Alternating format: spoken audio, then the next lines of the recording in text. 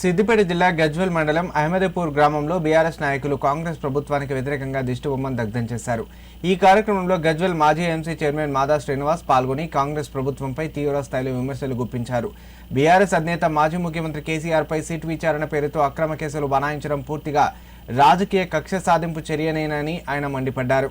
తెలంగాణ రాష్ట్ర సాధన కోసం ప్రాణత్యాగానికి సిద్ధమై అహింసా మార్గంలో ఉద్యమాన్ని నడిపి రాష్ట్రాన్ని సాధించిన మహనీయుడు కేసీఆర్ అని కొనియాడారు.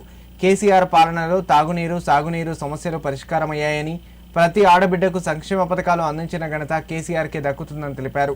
ఆయన ప్రవేశపెట్టిన సంక్షేమ పథకాలు దేశానికి ఆదర్శంగా నిలిచాయని గుర్తు చేశారు. అక్రమ కేసులు బనాయిస్తూ కేసీఆర్ కుటుంబాన్ని బద్నాం చేయడం తప్ప కాంగ్రెస్ ప్రభుత్వం రాష్ట్ర ప్రజలకు చేసింది ఏమీ లేదని మండిపడ్డారు. ఇప్పటికైనా కాంగ్రెస్ ప్రభుత్వం వ్యక్తిగత కక్షలు మాని రాష్ట్ర అభివృద్ధిపై దృష్టి సారించాలని హితవు పలికారు.